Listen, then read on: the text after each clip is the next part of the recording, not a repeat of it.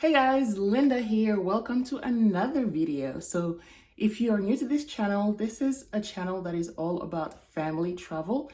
But more recently, I'm focusing on documenting our family's journey as we plan our trip to move back to the motherland. So if this is of interest to you, make sure you subscribe to this channel and hit the notification bell so you never miss any of our progress. So for this video, I actually was inspired by another YouTuber's video. Her name is Rashida and she's Shida on the Loose. So I'm going to link her channel at the bottom. And she did a video on the 10 reasons why she moved to Mexico City.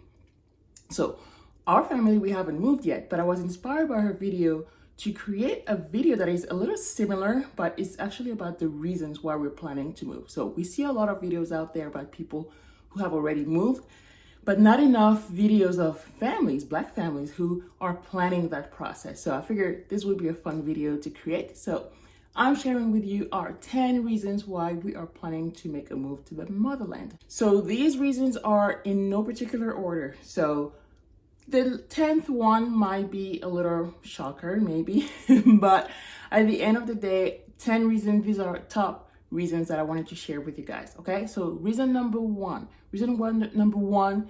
why we're planning a move abroad is to break from the routine. You know, the whole eat, sleep, work routine that leads to nowhere, where we spend more time working and less time really enjoying the reasons why we're working. That whole routine that leads to burnout. Yeah, that one. Well, I just wanted a little break from it, you know, from the routine, from the mundane, and finding something exciting, a new adventure, however you want to call it, but to break from the routine, as simple as that. That's our first reason. So reason number two is very similar or is aligned with reason number one, is about a change in lifestyle. So we want a lifestyle where we feel more supported, me specifically, a lifestyle where you have an extension of the family that is supporting you. For example, you can easily have a nanny or a driver or somebody to come clean your house without it costing you a fortune, which is not the case here. You can have that here, of course, in the US, but it's going to cost you an arm and a leg to have that on a regular basis. Okay, so we want it to be in an environment where these things are normal and they are not super expensive. That was reason number two. Reason number three why we are moving abroad is because of everything food and diet. So it feels like the more industrialized the country, the more modified food is, the less natural it is, and the more sick you get from the food. And the irony is that when you eat organic food, first of all, is a lot more expensive than non-organic.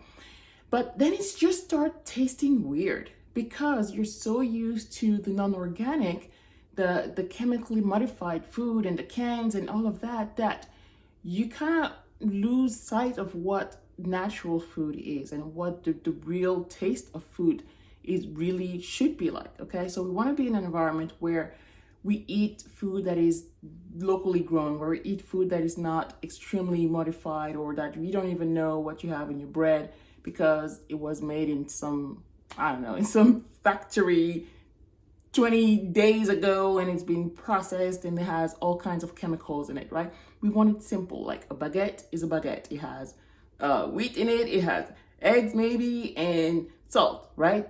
The natural ingredient, not all the chemical things that you get in bread here in general. Reason number four is for business opportunities. If you are investing in a country that is not where you're located, things can get a little more complicated because you're not on the ground. So we're looking at investing and adding more sources of revenue. And one way of doing that is by starting businesses. So starting businesses on the ground, you actually have to be there.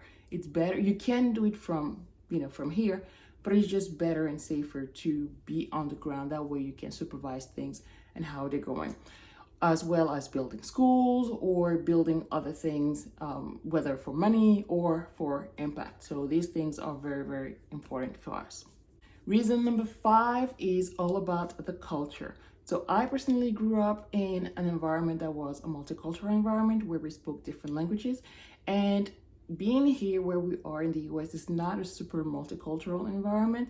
And I've always wanted to continue to live in an environment or go back to an environment that is more multicultural, and for my kids to grow up in an environment where they have kids from all over the world in their classroom and things like that. Because for me, it was a great experience growing up, and I would love my kids to have that as well.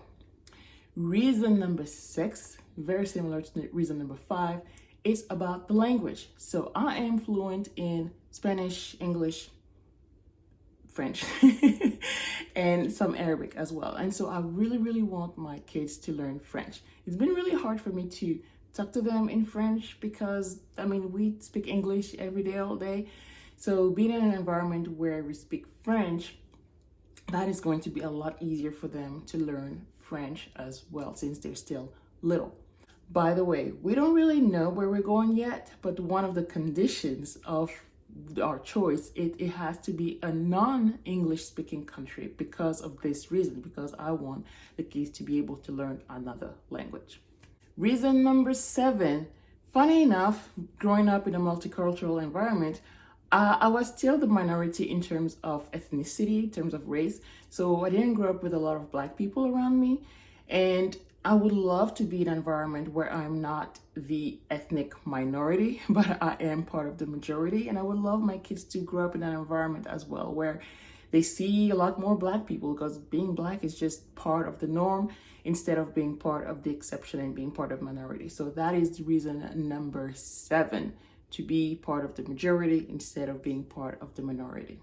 Reason number 8, and this one is, it's a little odd because, it's actually to be closer to family and friends. It's odd because we have family and friends here in the US, but we also have family and friends in the motherland. So we're going to be far from the family and friends here, but we're going to be closer to the family and friends there. So it's like, okay, it's a plus and it's a pro and a con at the same time, right? But it's definitely an advantage because we want to be close to the family that's there, the friends that are there as well, because we never get to see them. So that's reason number 8. Reason number 9 is because of work, because my tourism consulting business is all focused on travel around Africa. So being on the continent will make my work a lot easier, because it will be easier for me to just travel around rather than having to come back to the US, go back, come back to the US, and go back. So that's reason number 9, to be on the continent, because my consulting work is dependent on me going around the continent for work. And last but not least, reason number 10. I told you this one was a little odd, and this is about the cost of living. So most people, I would say, when they move abroad, is to go to a place where the cost of living is lower than where they are. So that's why you'll see a lot of people move to Southeast Asia. You'll see a lot of people move to South America because the cost of living is a lot lower. So their dollar goes farther, right? This is not the case in Sub-Saharan Africa. It's the case if you go to Morocco, Northern Africa, but definitely not in the countries that we have in mind. So this is a yes and a no, right? It's a little odd because in one hand, some things are a lot cheaper. Like I mentioned earlier, having staff like a cleaning person, somebody who cooks for you, somebody like a driver, or things like that, they're really, really cheaper. So things that we cannot afford that much here, they're very, very accessible over there. Okay, so things are like that. Also food, natural food, like, right, organic food, even activities for the kids, right? They will be a lot cheaper over there. On the other hand, there are things that are going to be extremely, maybe not extreme, but things that are going to be a lot more expensive over there. Two specifically. One is rent. Again, that depends on the location, depends on where we're going. One of the countries you're thinking about, it's about the same as here. It's about the same as here in the US. So yeah, it's not going to be a huge difference. We can't really cut costs in terms of rent there. But the other country, yeah, we can definitely cut costs, okay?